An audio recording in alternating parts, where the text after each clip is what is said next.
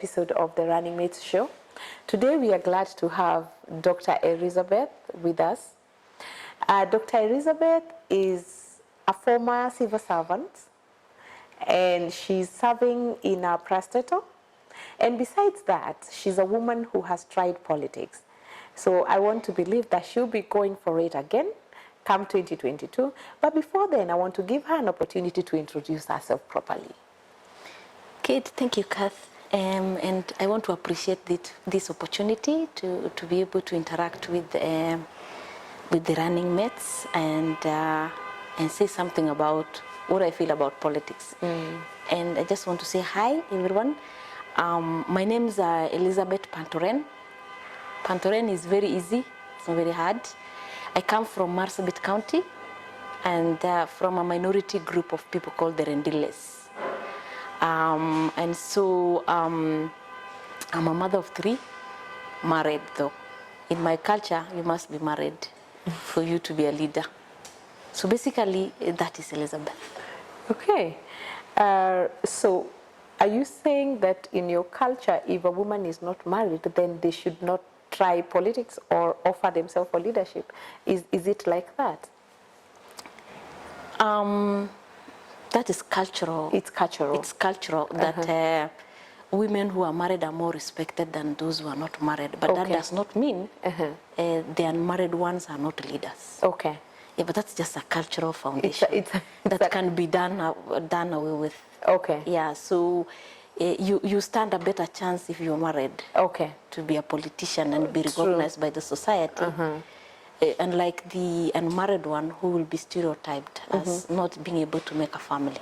Okay. And that is just societal definitions that can be done. It is our society. Yes, that is how our society looks at a woman. It's a very bad thing, and that's what we want to fight, so that every woman, being married or not married, single or whatever, is able to express her leadership potentials. Yeah, it's true. Yeah. You are a woman who has demonstrated leadership and at a very great level. I know you're also actively involved in political party politics and things like those. You said you're a mother of 3 and a wife. How do you do all these things? Where do you find time to juggle between motherhood, politics, and, you know? I mean, a woman is gifted in many ways. Every woman is gifted in many ways. And you see a woman multitasking. And a woman can do much more if given an opportunity. And with passion. A woman with passion can do much more. I don't know how I did it, but I'm doing it. I have a very supportive husband who gives me all the opportunities to do what I can. I also work at the same time, and if you're able to plan yourself as a woman and you're able to communicate effectively with the people around you, you can also look for networks, people who can support you, support systems, like family, like friends, like understanding kids. You can be anything. Yeah. Even the society. You can be anything as a mother.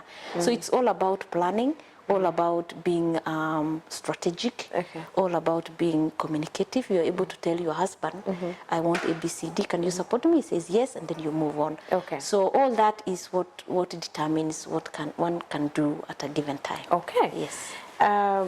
You know, when you talk about areas like Marsabit, Samburu, Isiolo, especially for people who haven't been there, they think these are areas that are really backward, and people from those areas don't go to school.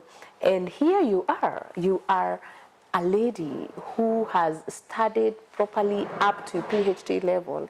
How was that possible? And can you please paint a picture of Marsabit for anybody who hasn't been there to understand? Marsabit is the most beautiful county. It has all the landscapes. It has highland, it has desert, it has beautiful cultures, it has beautiful forests. And you have a national park, right? Yes. I've been there. Yes, yes. It has beautiful. It is actually everything that you look for in an area. The Marsabit has very beautiful people as well. very extremely beautiful people. It's only the climatical conditions, some harsh climatical conditions that makes it look like it's not a beautiful place.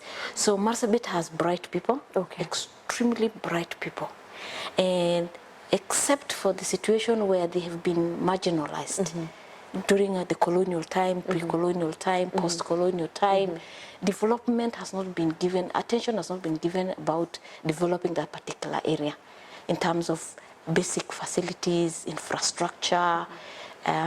It's only during devolution that we see Marsabit coming up. It's grown very fast and has overtaken even other already grown towns.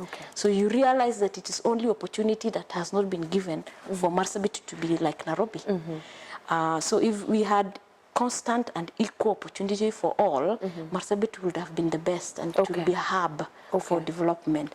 And so about education, it's about resilience. They're saying leadership is all about, it is developing your own skills and being determined to achieve your own goals. So for me, as a pastoralist woman and a Rendile one, the first one to get a kind of a PhD. Woman and a man. There's no woman before me that's got a PhD. Congratulations. The first to do that. And it's because my background, my father was a teacher. You see, I mentioned about opportunities. My father was the first teacher among the Rendile communities. And so I grew up, my father mentoring me, said there's nothing that is impossible in this world. So he mentored me as a woman and a man. So I was like a tomboy. So he made me realize that even if you're from a pastoral community where a man is more favored than a woman, you can still be what you want to be if you're determined and if you beat all odds to get what you want. So academically, I was given an opportunity to go to school, and so I was able to shine. That is in lower and upper. Equal opportunity. Like I would go to a boy, the boys were there and the girls were there, and we were able to beat the boys. We were 3 in a class up to class 8, because I'm an 844 person. So we were able to beat the boys. So a class will be led by girls. The 3 girls in a class of 12, imagine 12 kids in a class. And only 3 are girls? And 3 girls. And so we were able to get 1, 2, 3. There's no single time a boy will get in between the 2 of us. So that is the first strategy as women we had in the class. And then I was given an opportunity to go to high school, although sometimes I was attempted to drop out because of early marriages. So the obstacles of growing as a girl, a pastoral girl. So you realize that after class 8, I was married off by my uncles. So my dad will give me newspapers. I will read about how girls will fight early marriages. And so at that point, then I had some information. So I will go to the district education officer to intervene. And so it was intervened. I was not married. And then the society, I was stereotyped for being a girl who refused to be married, going against the cultural odds. So it has a lot of obstacles. So when I got married, I was worried that the husband may not give me an opportunity to pursue my higher learnings, educations. But surprisingly, he sponsored my first degree. You know, I got married immediately after my O levels, and then so he got me an opportunity to go to study in Nairobi University. My first degree in social work and political science. And then after that, I registered for masters immediately. And you know, at the same time, I was giving birth to children. You're still a mother. So all those obstacles you are able to circumvent because you are able to understand your goal. Once you have a set goal, then you're able to know what will be the barriers and how you'll be able to circumvent. It's all about personal effort. Okay. So you serve as the chair of the NIOT zone. What does your work entail? I'm serving as the chair of NIOT zone. It's a state corporation that deals with environment and livelihoods. Each one of you must have heard about tea businesses. So my job is to make sure that my board provide an oversight role to the management of the corporation. ensuring that they do due diligence. The services are provided effectively. The plantations are managed, the tea plantations are managed, and finances prudently used. Okay. So that there's no single opportunity for mismanagement, there's no single opportunity for business going bad, and so we are able to guide and direct the management on what to do on daily basis. Okay. Yeah, so Okay. basically it is oversight. It's oversight. Yes. You ran for the Marsabit County Member of Parliament. Yes. In 2017. Yes. And I know I had an experience of, meeting you in the political party meetings and things like those. And you're such a vibrant politician. And I really do not know what exactly happened, because I expected to see you in Parliament, but politics as it were, those things happen and we expect them once in a while. How was that journey like? And what are some of the things that you learned, when you went to the field and you're not facing men, but this time you're facing fellow women? And how was that experience? It's the most beautiful experience. Wow. To me, it's not about winning. Yeah. It's about learning. If I had got an opportunity to win, I would be able to do many things. But now that I have not been able to get that opportunity, I will carry on the learned lessons. The journey has been very tough as a woman. I thought going for a woman's seat would be very easy. That's what I thought. That's why I ran away from running for the men's seats, because I had the potential to do that. But I realized we women can easily be our own friends and our own undoing. One reason why I failed is because one woman was sponsored to contest, to make sure that my votes were not going to be consolidated. And so if women will work together and support each other, we will be able to go far. So maybe that woman was naively engaged, unknowingly, and men are too clever for us. They plan things in a way that we don't understand. And then the other journey is, in my county, it is the politics of coalition. Yeah. It's about how many tribes must sit in a... Okay. Yes. So you realize that... how many tribes do you have in Marsabit? 3 major tribes. Okay. But generally we have other small tribes that are totaling to 14. But the three are the major fighting ones. Okay. So if a coalition government has to be formed, that's a county government, it has to be 3 major tribes. So Arendile, Aborana, and a Gabra. So already the man has secured the position of a senator. Okay. From my community. So that means the chance for a Rendile woman representative will not be there. Very slim And so that is how I was technically. Yeah. Actually, that's one of the things that has come out of this show. Yes. That there are so many women who get sacrificed along tribal lines or even sectionalism, that because you come from the same county as the governor or as the senator. What do you think would cure this? What do you think would cure this? The thing that will cure this is the voters themselves. Okay. Voter education is very important because despite the men playing games and playing sectoral politics, the voters determined. Yeah. And they said, Elizabeth, whether they like you or they don't like you, we will vote for you. Wow. So surprisingly, I got the 3 community sub-votes. I got the Borana, I got the Rendile, and I got the Gabra votes. And so it's the voter that we need to tweak. The voter must know how to choose a candidate that is capable than a candidate that is imposed. So the more we go for, because if, the politicians will always play a political game, depending on different factors. True. But the voter will want to know who can deliver after getting to office. So I think the voters are our main targets. We need to tweak. And then 2, we also need to tweak the parties. Yeah.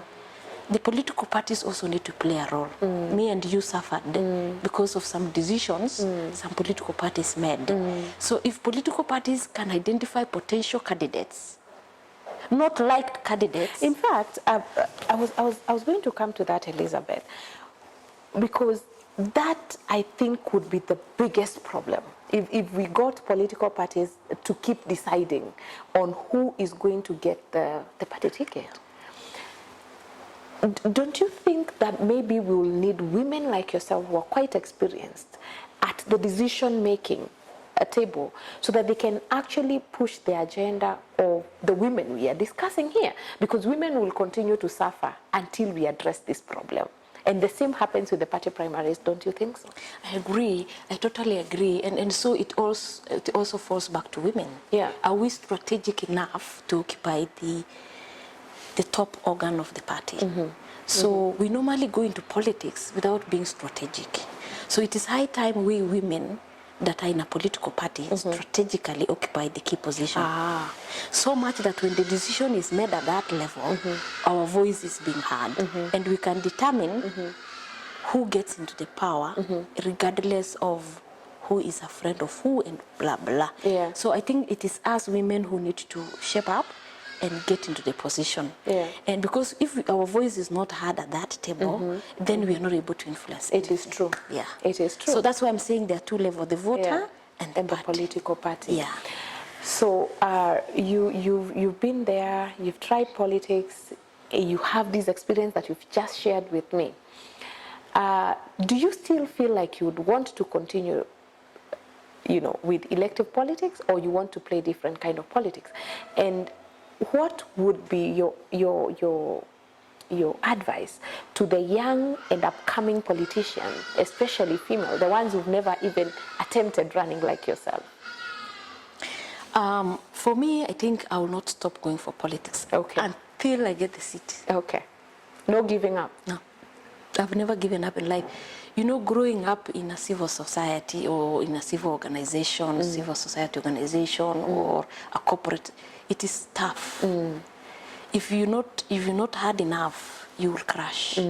Even growing the ranks in an organization, I don't know whether you've worked in a corporate organization. Even moving from one level to another is a challenge. It takes time. Yes, it's a challenge. You can be removed. But how strong you are, how resilient you are, how determined you are is what brings you what you want.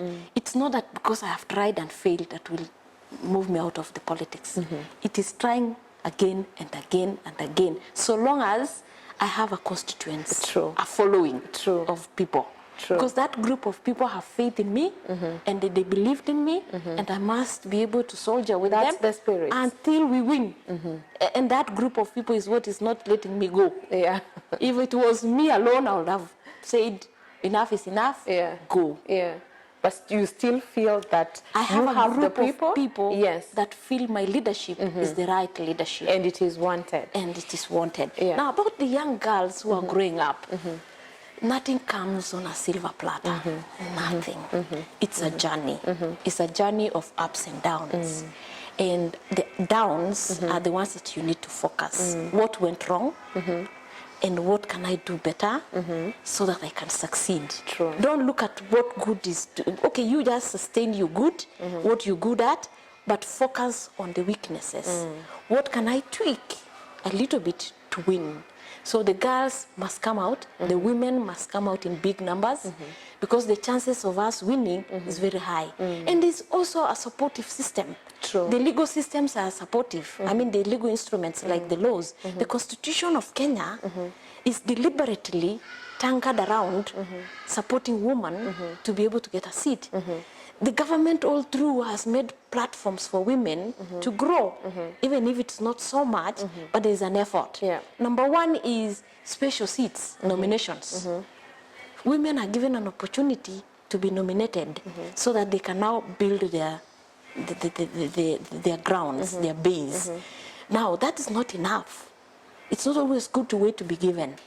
Now, it's time where if BBI goes, because I'm a great supporter, you'll ask me that question. Yeah. I'm a great supporter of BBI. Okay. and I know some of my people don't like my statement, but I think I go by what I believe in. Oh, yes. If more opportunities are given, affirmative action, two-third gender role is available, women are going to get seats. Okay. And we have women who are capable. True. So the young girls, if you know there's this push in you that you have to contest, don't fear. Yeah. Confront that fear, come out, and face the world. Because by facing it is when you build your strength. It is true.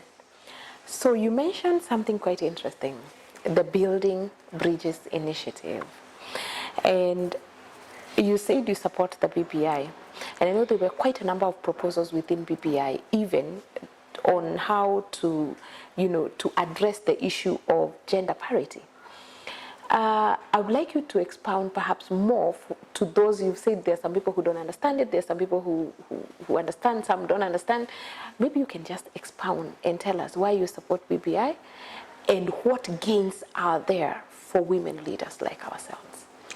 Why I support BBI is because there's this indication, I don't know whether it is practical, but there's this indication in the paper that women will be given more opportunities, both in elective, in the nominations, and in the executive positions. So that alone attracted my attention. Yeah. Because I've been struggling with women being denied opportunity, and everybody's screaming we're being denied opportunity. So that alone attracts me. So if a woman can be a governor and a man can be a deputy, that is what we've been calling gender balance, gender equity. And that's what we've been fighting all through, our sisters before us, currently us, and what we are fighting for our sisters in future. So that opportunity of, filling the gap, where men dominate most positions, that alone is what we should be able to say, yes, this document is addressing our issue, particularly women. And then two, even if you're not able to go for the governor position, say you're not able to go for presidential position, it's also another opportunity for you to be a deputy. It is true. And a deputy can give you a kind of a platform to be able to build your political capacities. Who knows? In the next election period, you are able to get into governor or president. Yeah. So again, we've not lost in these. So that, I think, what I need these friends of mine or these colleagues of mine who think BBI is a bad document or a bad policy for us or a bad amendment for constitutional amendment for us, first of all, to realize what it is in it for us. Now, number two is, even if you're not a politician, you're just like any other person, and you have all the credentials, you can easily be a chairperson of a board like me. You can easily be appointed as, when they recruit commissioners, at least the slots for women are there. It has to be a two-third. So women, again, have a platform. And go to the executive, you have to be a CEO. You just have to express your interest, and there's an opportunity. All factors, constant, because there are other factors that will influence. So for me, I think that is the start of wanting to support a document. Okay. So I would like to hear what are these 5 key things that you're really passionate about, the things that you believe will bring change in Marsabit. Marsabit is right now full of chaos. People are killing each other. Why? Because of what we call tribal ethnic, inter-ethnic clashes. And it started during, I assume, it has been there, but more pronounced during the devolution process. When the governor position started, some community feels if one community get a governor, they get a bigger cake of the share. If another gets, that's the feeling. It could be true, or it could be just a perception. So for me, I have 5 key things that if given an opportunity, either as a governor, as an MP, or as a leader, whatever leader position that I'll get, are 5 key thematic areas. First of all, our development must be built on consensus. Our politics must be consensus based. Consensus means it's the distribution of the resources that are within the county. Everybody must have a say. That is inclusivity. Everybody must own it, and the leader must ensure that everybody's voice is heard, be it a woman, be it youth, be it people with special interests, or even the minority of the groups. True. So first of all, it is inclusivity. The second thing that I want to see happening is what we call integrity, how we do our things, transparency, equitable distribution of these resource, and actions that are built on what people want. It is people driven. Yeah. People must decide what they want. It is not imposed. You don't come and say we need water there, and you give people water while they need hospital. Okay. So it must be people driven. And then the other thing that must be seen is economic growth of the people, be it at the family level or be it at the county level.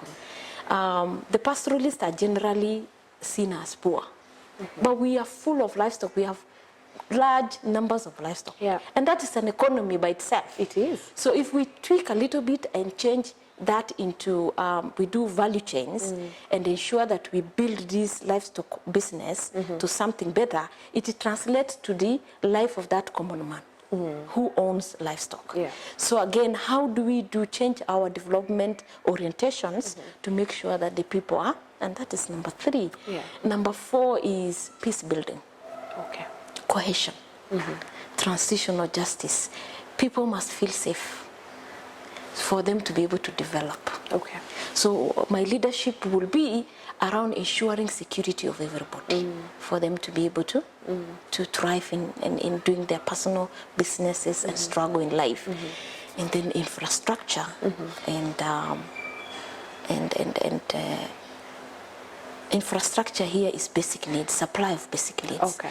We don't have big hospitals, and even if they're there, they're not well equipped.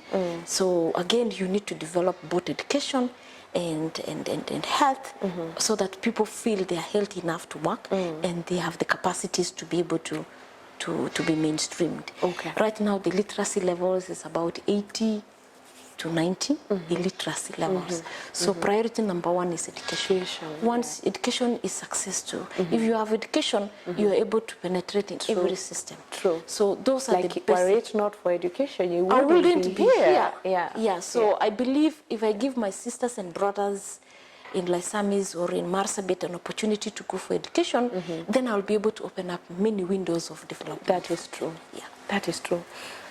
Lately, the government has invested a lot in infrastructural development in your county. I know now you have an airstrip. Is it one or several? The airstrip is a small airstrip. It's a small airstrip. We have other small airstrips that have not been developed. Okay, so there's the major airstrip, and there's the road, network. I passed through that route, past Isiolo, and I saw there are some good roads, street rights, and all those kind of things. And I was told it's because of the airstrip. Has that also translated into more money, mashinani? Has it translated into income and better livelihood for the people? Ideally, Catherine, development is all about infrastructure because it's about accessibility. Accessibility to the market, goods being moved from one point to another. True. Yes, it is a priority number 1. So the airstrip you're talking about is the Isiolo airport. Because for Marsabit, we've not had a bigger airstrip that looks like it's a hub for planes. So, but for the road network, thank God for the Kibaki government and the Uhuru government, because that road has really opened up that area of Kenya. And so we feel like that road has really opened up development, and everybody is busy doing development. And now people are able to take their produce to the market. Marsabit is just some few hours from here. We used to trek for 3 hours or 2 days, 5 days. But now it's just a few hours we're in Marsabit. And you get there. And so that is what we should invest in. And so abattoirs, a good airstrip, and all that is what we need. And I'm sure, because I see the government having good plans, we're going to have all that in place before the end of this term, because that was what was pledged during the campaigns. So for me, I think it is a number one priority for people to be able to move from one point to another, accessibility, and being able to have ready markets for their produce and their products. At the end of the day, that is what we want. Exactly. Yes. Wow, thank you so much for coming over. It was nice having you on the show. We appreciate and we wish you all the best in your endeavors. We look forward to meeting you mashinani very soon. Thank you so much for watching the Running Mates show. Today we had Dr. Elizabeth Pantoren, and we have really benefited from her wisdom and from her experience in politics, which we believe that is going to encourage more and more women from the marginalized and especially from the pastorate community to come out in large numbers and contest for this position. Thank you for showing leadership, and we wish you all the best. Thank you.